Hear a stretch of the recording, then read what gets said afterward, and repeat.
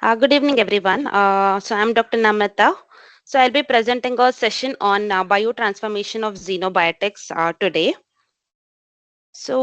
Coming to the introduction of biotransformation and xenobiotics. Xenobiotics are chemical substances that are not naturally produced or expected to be present in the body.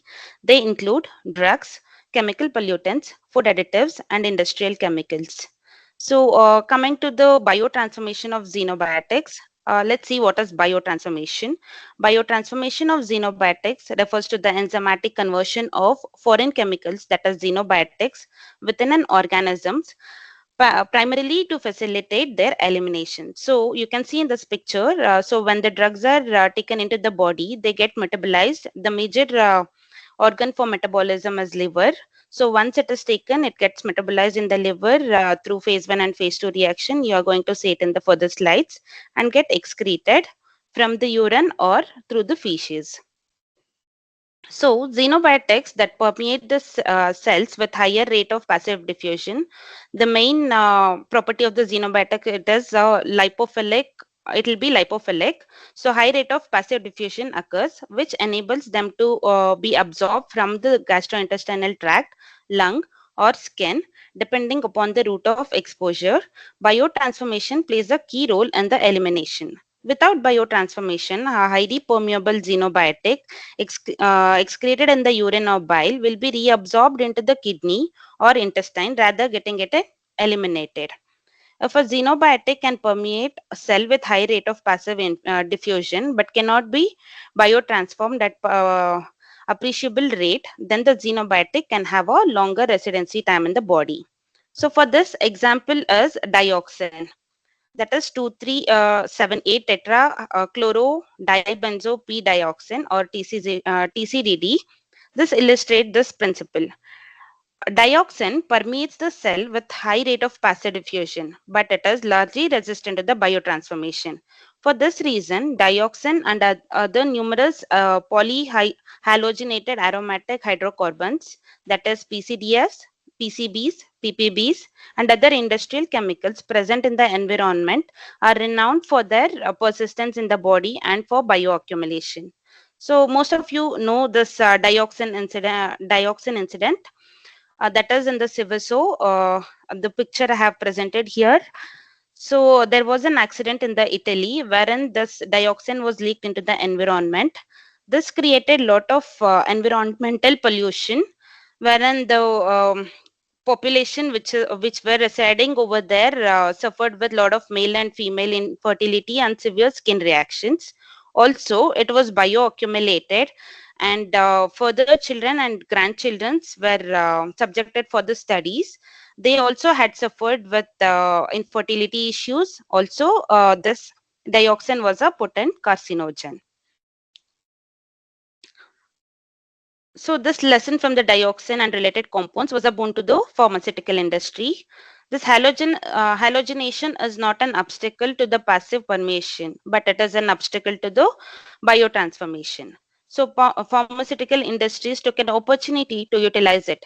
Many of the drugs are fluorinated or chlorinated or brominated or iodinated at a metabolically liable sites to slow down their rate of biotransformation, and thereby prolonging their residency time in the body in order to extend their therapeutic effects, which make it once a day dosing or at a low feasible doses.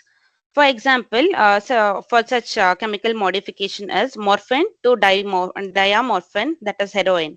Heroin is modified to be metabolized slower and extending its duration to the effect.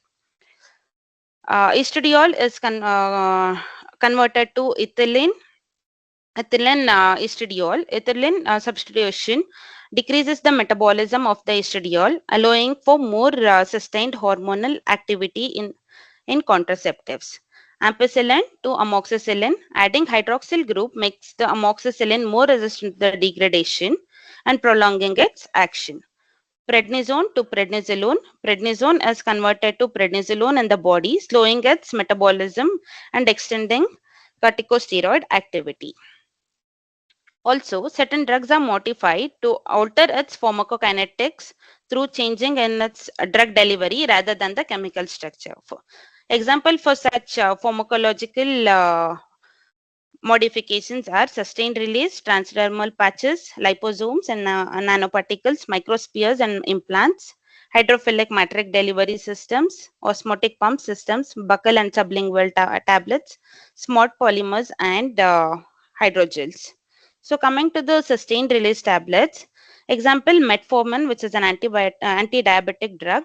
So this is extended release formulation of metformin used in the diabetes. These tablets allow gradual drug release over the time, reducing its dosing frequency.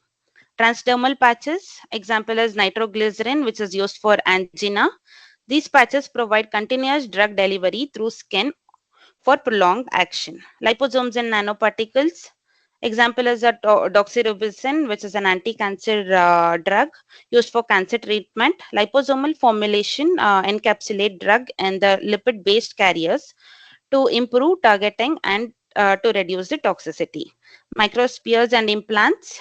Example is leuprolide, which is an hormone therapy used for prostate cancer and endometritis. These formulations slowly release medication over weeks or months.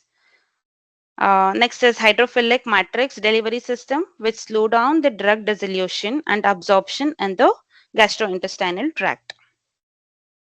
Osmotic pump system, example is glipizide, an extended release diabetic medication, uses an osmotic mechanism to slowly release the drug at a controlled rate.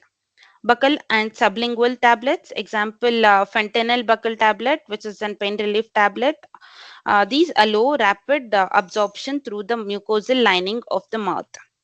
Smart polymers and hydrogels, example is insulin loaded hydrogels under research for diabetic management. These materials respond to physiological changes to adjust drug release accordingly. Coming to how the drug is metabolized inside the body, drug enter the body by the virtue of lipophilicity. It is interesting to note that for effective absorption, a xenobiotic needs to be sufficiently lipid soluble. Also, if the drugs are not lipid soluble, it is taken up by an active transport that we are going to see further. Um, but it is the same physiochemical property that does not favor its excretion. This is because only water soluble drugs or agents undergo renal excretion, which is a major route of exit from the body. In this sense, the lipid-soluble agents passively gets reabsorbed from the renal tubule into the blood after glomerular filtration. Thus, xenobiotic tends to accumulate in the body and precipitate for its toxic reactions. The body is armed with its own metabolic system, which transfers insoluble lipophilic and non-polar drugs to the polar water-soluble products that are poorly reabsorbed and can be easily excreted by the kidney. For example, hippuric acid, the metabolite of benzoic acid, which is 2.5 times more water soluble. So once it is water soluble, the excretion is easier and it can be detoxified easily.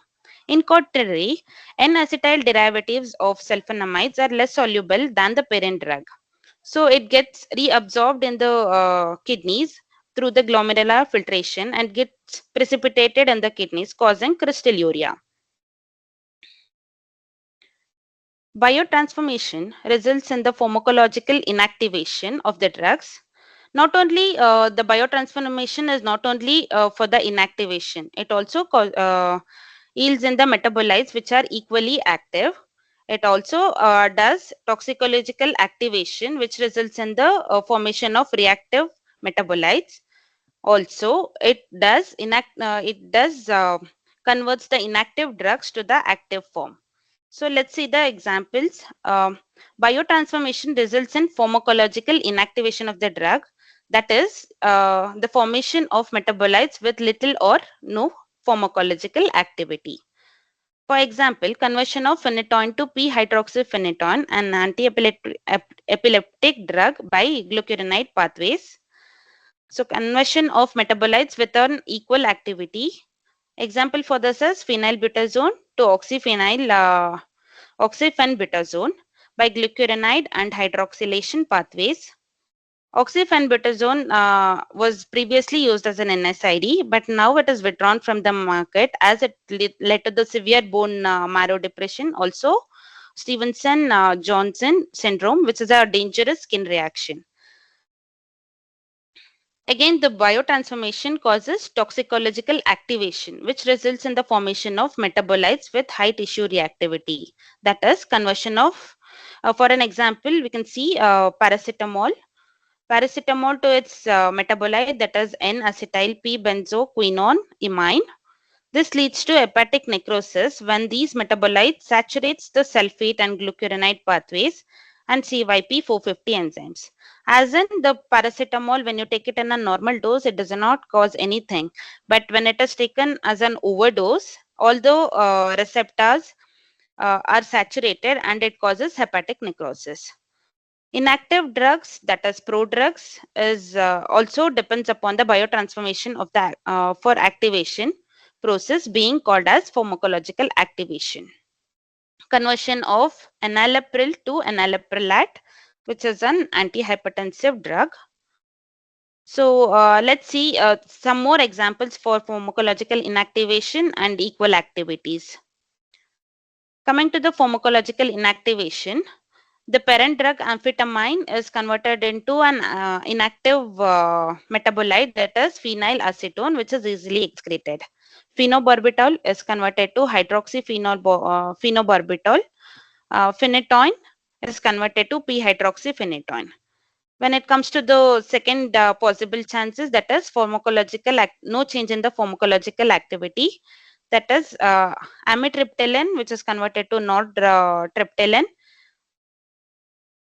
Imipramine, that is converted to desipramine. Codeine converted to morphine. Phenylbutazone converted to oxyphenbutazone. Diazepam converted to temazepam.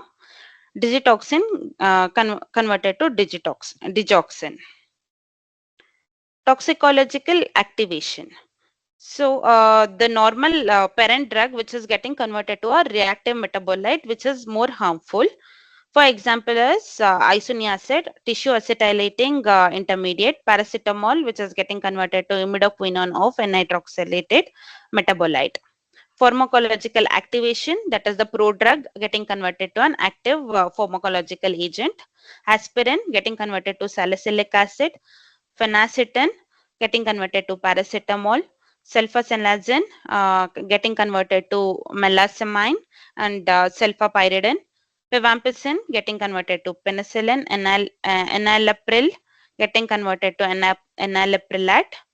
And then chloramphenicol palmitate getting converted to chloramphenicol. With all these things, these are all the that is xenobiotics. But we have endogenous substances also, which is going to get biotransformed. The natural endogenous substances such as neurotransmitters like dopamine, GABA, epinephrine, norepinephrine, so on, and steroids such as testosterone, progesterone, cortisols, and insulin used as a therapeutic agents are rapidly inactivated in the body because of body's metabolic system for such agents. These endogenous substances are called as soft drugs. Soft drugs do not precipitate and cause unexpected toxicity when used in a normal levels.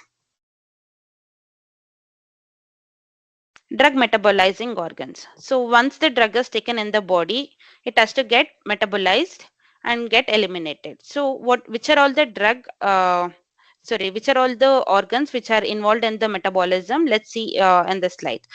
The primary organs involved in the drug metabolism are liver, lungs, kidneys, intestine, and skin. These organs plays an important role in transforming and eliminating pharmaceutical compounds from the body. The first organ and the main organ for biotransformation is liver. This is called a central metabolic organ. The liver is the most significant site for drug metabolism, accounting for approximately 60% of the metabolism. It contains high concentration of enzymes which are required for the biotransformation, that is cytochrome P450 450 family, which catalyze reaction that modify drug into more water-soluble metabolites. These modifications facilitate the elimination of drugs via bile or urine. Liver is the predominant organ for drug metabolism and is called hepatic metabolism. So, the metabolism in the organs other than the liver is called as extrahepatic metabolism. These are of minor importance due to the presence of lower levels of the metabolism and metabolizing enzymes. So, let's see the decreasing order of drug metabolizing ability of the organs. A liver is the major. First comes the liver, then lungs, next is kidneys, intestine, placenta, adrenals, and skin. Also, we have brain, testes, muscles, spleen. These also metabolize the drugs in a smaller extent. So once the drug is taken into the body, liver metabolizes the major part of the drug. So this hampers the drug bioavailability in the body. This is called first pass metabolism, also known as first pass effect or pre-systemic metabolism. Pharmacological phenomenon where a drug's concentration is significantly reduced before it reaches systemic circulation. This process primarily occurs after oral administration as the drug passes through the gastrointestinal tract and liver. After ingestion, a drug is absorbed through the gastrointestinal tract and enters hepatic portal system, which transport it directly to the liver. In liver, the enzyme, particularly those of cytochrome P450 family, metabolizes the drug, often converting it to an inactive or less active metabolite. This metabolism reduces the amount of active drug available in the bloodstream and consequently at the site of action. While the liver is primary site for first pass metabolism, other tissues such as lungs, gastrointestinal tract can also contribute to this effect. So we can see here once the drug is taken, it passes through the gut, through the portal vein circulation, it enters to the liver, it gets metabolized there. So most of the drug get metabolized and after that it enters to the systemic circulation. The bioavailability is very less when it is taken orally. The oral drug is taken, it is getting absorbed from the intestine and moving it to the liver, again into the systemic circulation. Some of it is getting, so when the drug is inhaled, the first pass effect will be through the lungs. So once the metabolism is done, then it is getting excreted via urine, sweat, bile, and feces. Impact of first pass metabolism and the drug bioavailability. The extent of first pass metabolism influences drugs bioavailability, which is the proportion of the drug administered dose that reaches the systemic circulation in an active form. Drugs undergoing significant first pass metabolism may have low oral bioavailability, necessitating higher oral doses or alternative administration routes to achieve therapeutic effects. Some modification undergo extensive first pass metabolism. In these, some of the examples for which undergo for first pass metabolism are morphine, midazolam, propranolol, buprenorphine, cimetidine, diazepam, imipramine, insulin. So for an instance, we can take nitroglycerin administered sublingually or transdermally. This bypasses the first pass metabolism, ensuring rapid therapeutic action. Coming to the next organ of metabolism, that is kidney. Kidney is most probably involved in the excretion. Limited metabolism occurs there. While the kidneys are primarily responsible for excreting drugs, they also possess some metabolic capacity. Lipophilic, that is fat-soluble drug, may be reabsorbed in the renal tubules, necessitating prior metabolism by liver to enhance their elimination. Lungs, site of first pass metabolism for inhaled drugs. The lungs can metabolize drugs, especially those administered via inhalation. This first pass effect in the drug can reduce the bioavailability of the inhaled medications before they reach the systemic circulation. Skin localized metabolism occurs there. The skin, being a body's largest organ, expresses various drug metabolizing enzymes, including cytochrome P450 and sulfotransferases. These enzymes can metabolize drugs topically applied, potentially affecting their local efficacy and safety. Understanding the roles of these drugs is crucial for optimizing drug therapy and minimizing their adverse effects. So once the drug is taken, either it gets oxidized by cytochrome 450 or it enters to the phase 2 reaction, that is conjugation. Either the metabolite will again undergo conjugation or directly eliminated. So all the polar species will be eliminated through renal elimination and the non-polar species will be eliminated through the bile, which gets eliminated through the feces. Drug metabolizing enzymes. Drug metabolizing enzymes are crucial for body's ability to process and eliminate pharmaceutical substances.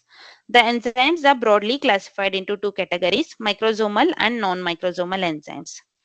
Majority of the xenobiotics are catalyzed by microsomal enzymes. Microsomes are basically the artifacts which resulted when attempts were made to isolate endoplasmic reticulum of liver homogenate. These vesicular fragments or microsomes are derived from the rough endoplasmic reticulum. The large variety of microsomal enzymes catalyze a number of oxidative, reductive, hydrolytic, and glucuronidation. Characteristics of microsomal enzyme systems. The intact nature of lipoidal membrane bound enzyme of microsome is essential for selectivity towards lipid soluble substrates. A number of lipid soluble substrates can interact non-specifically with microsomal enzymes. That is, natural endogenous substances which are generally water soluble do not interact. The lipid soluble substrate is biotransformed into water soluble metabolite by microsomal enzymes. Non-microsomal enzymes include those that are present in the soluble form in the cytoplasm and are attached to the mitochondria. These catalyze few oxidative, reductive, hydrolytic conjugation reaction. These act on relatively water-soluble xenobiotics. Coming to the chemical pathways of xenobiotic transformation, these are the proposed biotransformation reaction. These include phase 1 and phase 2 reaction. Phase 1 reaction involves enzymes like cytochrome P450 enzymes that introduce or expose polar functional groups on the drugs, often through oxidation, reduction, or hydrolysis. Example for the functional groups are hydroxyl, carbonyl, amine, and thia groups. Phase 2 reaction. These involve conjugation reaction where drugs or their metabolites are linked to the endogenous molecules, example glucuronic acid, sulfate or acetyl groups, to enhance their water solubility and facilitate excretion. Phase 3 reaction, this involves majority of the detoxification and elimination of the xenobiotics from the body. Few researchers consider biotransformation of drug metabolites by intestinal microflora as phase 3 reaction. So this is an example when the drug is absorbed, either it undergoes to the phase 1 reactions or phase 1 or phase 2 reaction. Again, the phase 2 reaction can undergo another phase 2 reaction and get eliminated, or it can take up, once the phase 1 reaction is completed, again it will go to the phase 2 reaction and gets eliminated. So we have phase 1 reaction, that is oxidative reaction, reductive reaction and hydrolytic reaction, and phase 2 reaction, which is conjugation, that is glucuronide conjugation, sulfate conjugation with sulfate, conjugation with alpha amino acid, conjugation with glutathione or mercapturic acid formation, acetylation reaction, methylation reaction, and some of the miscellaneous reactions. So the phase 1 reaction is called as functionalization reaction, wherein the functional group is attached to the drug substrate. And phase 2 reaction is a conjugative reaction, wherein the large molecules are detached from the drug molecules and it is eliminated. So coming to the oxidative reaction, oxidative reactions are the most important and common metabolic reaction. Almost all the drugs that undergo phase 1 biotransformation undergo oxidation at some or the other stage. A simple reason for oxidation being predominant is that the energy in the animals is primarily derived by oxidative combustion of organic molecules.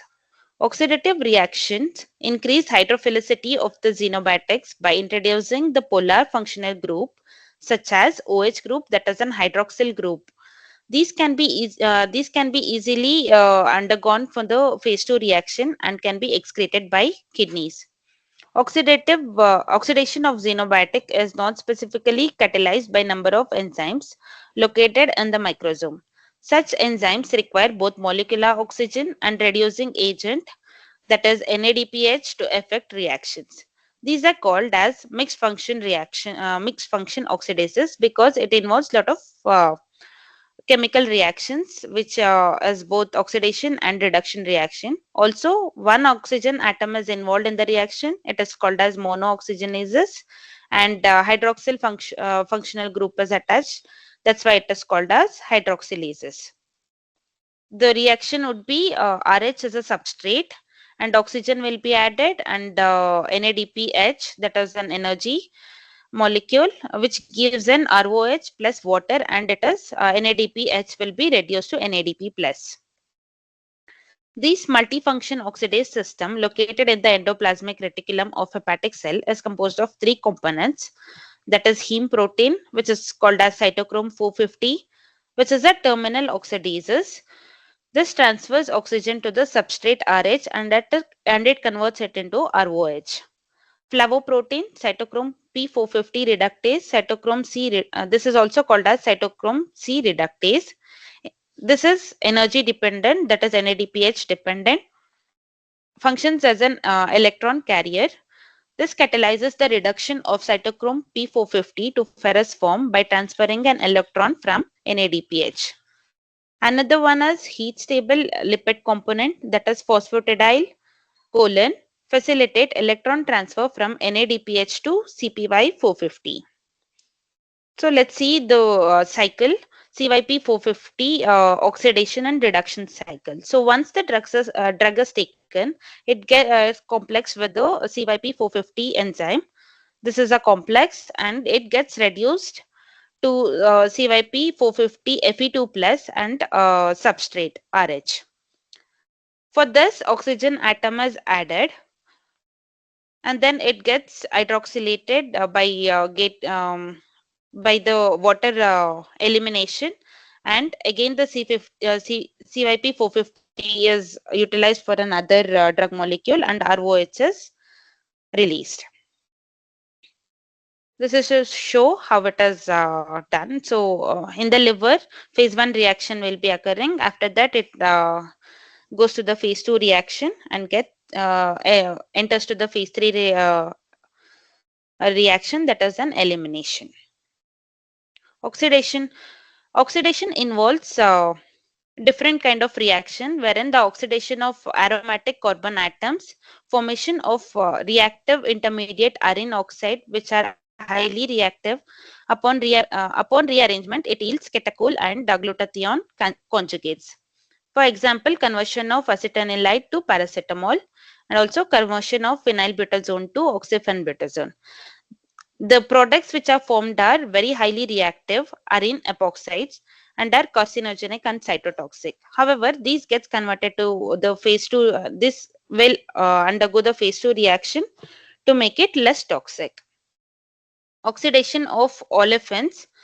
Oxidation of non-aromatic carbon-to-carbon double bonds is an analogous to the aromatic hydroxylation. It proceeds by formation of epoxides which are stable and further yield 1,2 dihydrols. Conversion of carbamazepine to carbamazepine 1011 epoxide, which gets converted to trans 1011 dihydrodyl carbamazepine. The olefin epoxides are stable and non-reactive. However, we have aflatoxin B1, which is highly reactive and a potent hepatic carcinogen. Oxidation of benzylic carbon atoms. Carbon atoms attached directly to the aromatic rings are hydroxylated to corresponding carbenols. If the product is primary carbinol, further it is oxidized to aldehydes and then to the carboxylic acids. Example is tolbutamide. Oxidation of allylic carbon atoms. Carbon atoms adjacent to olefinic double bonds undergo hydroxylation like benzylic carbons. Example is hexabarbital, which is converted to 3-hydroxy hexabarbital. Oxidation of carbon atoms, alpha to carbonyls and imines. Benzodiazepines contain a carbon atom to both carbonyl and imino functions, which are readily undergoes hydroxylation. Oxidation of hello, I'm audible. Yes, Dr. Namitha. Yes, thank you. Oxidation of aliphatic carbon atoms, aliphatic hydroxylation. Alkyl or aliphatic carbon atoms can be hydroxylated at two positions, one at the terminal methyl group, that is called as omega oxidation. Example for omega oxidation is valproic acid, which is converted to 5-hydroxy valproic acid and 4-hydroxy valproic acid. Another one at the palmitate carbon atom, that is called as omega 1 oxidation.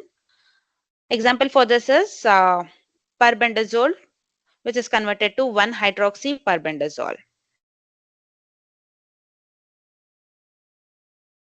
Oxidation of allylic carbon atoms. Carbon atoms adjacent to olefinic double bonds undergo hydroxylation like benzylic carbons. Hexabarbital, which is converted to 3-hydroxy hexabarbitals. Actually, these are not that much important, so I'll be just reading out the main headings. We'll continue with the other these things. Oxidation of carbon atoms, alpha to carbonyls and imines. Oxidation of aliphatic carbon atoms, that is aliphatic hydroxylation. Okay. Oxidation of alicyclic carbon atoms, minoxidil to 4-hydroxy minoxidil. Coming to the carbon oxidation of carbon heteroatom system, this biotransformation of carbon and nitrogen, biotransformation of carbon and oxygen, biotransformation of carbon and sulfur proceeds in one of the two paths. Hydroxylation of carbon atoms, which is attached to the heteroatom. A cleavage of carbon atom and heteroatom will occur. So, for example, for this are nitrogen, oxygen, and sulfur alkylation, oxidative deamination, and desulfuration. Oxidation of heteroatom, that is nitrogen and sulfur oxidation. Oxidation of carbon nitrogen system. This involves four reaction, that is N-dealkylation.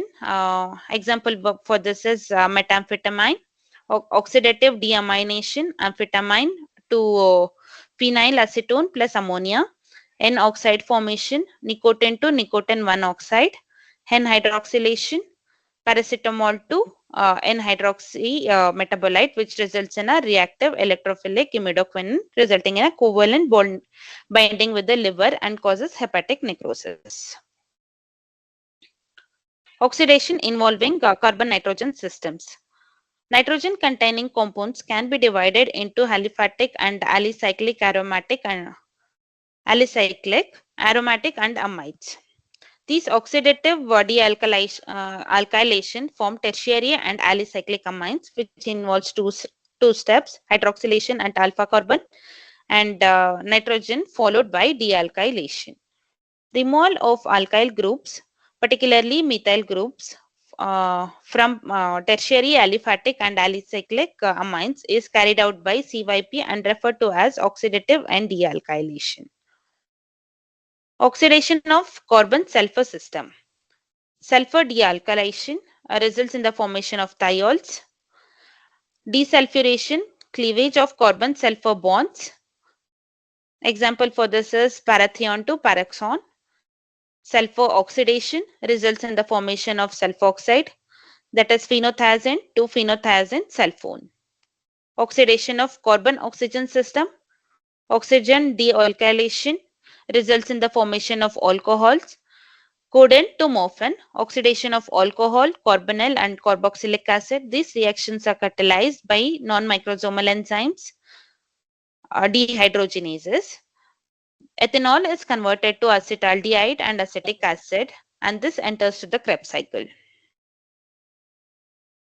Oxidative aromatization or dehydrogenation, nifedipine to pyridine metabolite. Oxidative dehalogenation, wherein chloroform is converted to phosgene, which covalently bind with the tissue. So phosgene, everybody know this when this was used in the World War One as a warfare gas. So this phosgene causes frequent cough, copious frothy sputum, and there will be hurried respiration. And we could even see that after 48 hours, we could see a lot of mortalities. Reductive reactions. Bioreductions are capable of generating polar functional groups such as amino and hydroxy, which undergo further biotransformation or conjugation. A number of reactions are exactly opposite to the oxidation. So alcohol dehydrogenation and carbonyl reduction, N-oxidation and amine oxide reaction. Most of these reactions are reversible reaction. Reversible reactions lead to the conversion of inactive metabolites to active drugs. This results in delaying of the drug removal from the body and prolongation of its action.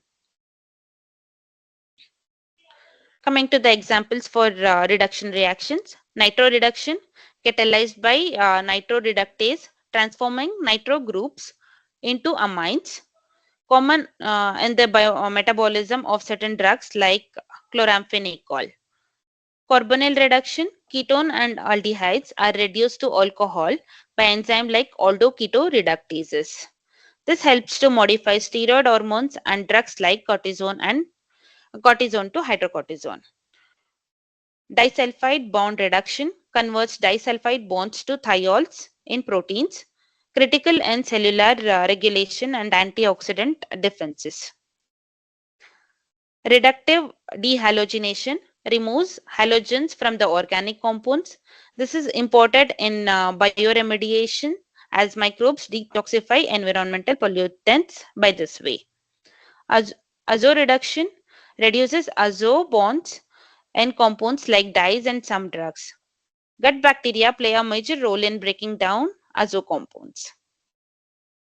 Hydrolytic reactions. These reactions differ from oxidative and reductive reactions in three aspects. The reaction doesn't involve change in the state of oxidation of substrate. This reaction results in the large chemical change in the substrate by loss of relatively larger fragments of the molecule. The hydrolytic enzymes that metabolize xenobiotics are the ones that also act on the endogenous substrates. These reactions are not confined to liver as they are found elsewhere in the body like kidney and intestine. So, hydrolysis of esters and ethers. Esters on hydrolysis yields alcohol and carboxylic acid and are catalyzed by esterases. Many prodrugs rely on the hydrolysis of their transformation to get the active form. Example is chloramphenicol palmitate. Hydrolysis of amides. Reactions are slower compared to esters. Catalyzed by amidases, involves carbon and nitrogen cleavage to yield carboxylic acid and amine. Examples are lidocaine and carbamazepine. Hydrolytic cleavage of non-aromatic heterocycles. Non-aromatic heterocycles contain amide functions. Example beta-lactams. Hydrolytic dehalogenation. Chlorine atoms attached to the aliphatic carbons are dehalogenated easily. Example for this is DDT. Coming to the miscellaneous reactions, Hydrolysis of epoxides, arene oxides, sulfonylureas, carbamates, hydroxamides, uh, and of glucuronide and sulfate conjugates. These undergo hydrolytic reactions. Coming to the most important phase 2 reactions, these involves a suitable moiety such as glucuronic acid, sulfate, glycine, etc. in the presence of enzyme transferases to drug or metabolites of phase 1 reaction to readily excretable or pharmacologically inert conjugates. Tissue reactive, uh, tissue reactive and carcinogenic metabolites are rendered harmless by conjugation with glutathione. The phase 2 reactions are the real drug detoxification pathways. The order capacities of important conjugation reactions are: the first and most important is glucuronidation, then comes the amino acid conjugation, then is sulfonation and glutathione conjugation, later as acetylation and methylation. Glucuronidation, the most common and most important phase 2 reaction. D-glucuronic acid is derived from D-glucose and is readily available. Hence, we see this as a most common conjugative reaction. Functional groups such as alcohol, acids, amine can combine easily. Conjugation with D-glucuronic acid occurs at high degree. Mammals can have common ability to produce glucuronides. Free carboxyl function of glucuronic acid has pKa value of about 3.5 to 4, hence ionizable at plasma and urine pH, thereby increasing the water solubility. Glucuronidation enzyme are in close association with microsomal mixed oxidase function oxidases. Thus, rapid conjugation of phase 1 metabolite occurs. This can be glucuronidation can take place in most of the body tissues since glucuronic acid donor, that is UDPGA, is produced during glycogen synthesis. Glucuronidation formation occurs in two steps: synthesis of an activated coenzyme, that is UDPGA, from UDP glucose. The coenzyme UDPGA acts as a donor of glucuronic acid. UDP, UDPG is synthesized by interaction of alpha D glucose 1 phosphate with uridine triphosphate. Transfer of glucuronyl moiety to from UDPGA to RH substrate in the presence of UDP glucuronyl transferase to form a conjugate. In this, alpha glucuronic acid is converted to beta glucuronic acid. So certain glucuronidic reactions are O-glucuronidases. Xenobiotics with hydroxyl or carboxyl function will undergo oxygen glucuronide reactions. Example for this is aliphatic alcohols. The compounds containing aliphatic alcohols, alicyclic alcohols, arenols, benzylic alcohols, enols, N-hydroxylamines, N-hydroxylamides. Carboxylic compounds, for these forms ester glucuronides. Example for this is aryl acids and aryl alkyl acids. Further going, nitrogen glucuronides, xenobiotics with amine, amide, and sulfonamide functions will undergo nitrogen glucuronides. Sulfur glucuronides, thiol form thioether glucuronides. Carbon glucuronides, xenobiotics with nucleophilic carbon atoms such as phenylbutazone, steroids, bilirubin, catechol, and thyroxine. Coming to sulfation, these are catalyzed by non-microsomal enzymes. The moiety transfers sulfate to the substrate easily. It is easily depleted. Thus, this process is saturable and predominates at the lower substrate concentration, where glucuronidation is dominant at the higher concentration. Sulfation occurs in two steps: synthesis of an activated coenzyme 3-phosphoadenosine 5-phosphate, that is PAPS, which acts as a donor to the sulfate to the substrate. This adds the sulfate to the substrate. Initially, the sulfate and the ATP yields APS, which is adenosine 5 phosphate phosphosulfate, followed by an activation of PAPs. Transfer of sulfate group from PAPs to substrate in the presence of sulfotransferase and liberation of PAP is catalyzed by enzyme glutathione S transferase. This conjugate is not excreted directly, but this undergo cleavage by the enzyme gamma glutamyl transpeptidase to release glutamyl residue and cysteine glycine. Cysteine glycinase produce free glycine and cysteine. Finally, N-acetylation by N-acetylase yields a substituted N-acetyl glycine product, that is mercaptoric acid. GSH conjugation occurs by two mechanisms. One is nucleophilic substitution and another is nucleophilic addition. An nucleophilic substitution at an electron deficient carbon atom such as alkyl haldehydes, alkyl nitrates, sulfates, sulfonates, organophosphates, epoxide. Nucleophilic addition at an electron deficient double bond such as alpha beta unsaturated carbonyl compounds. The hepatotoxic form of paracetamol is of overdose is due to the depletion of GSH. The toxicity is more in dogs because dogs lack this GSH conjugation. Acetylation. Acetylation yield exogenous amines and acetyl coenzyme.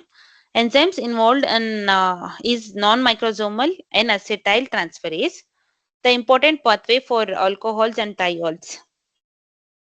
Example for drugs undergoing acetylation are primary aliphatic amines, primary aromatic amines, sulfonamides, hydrazines.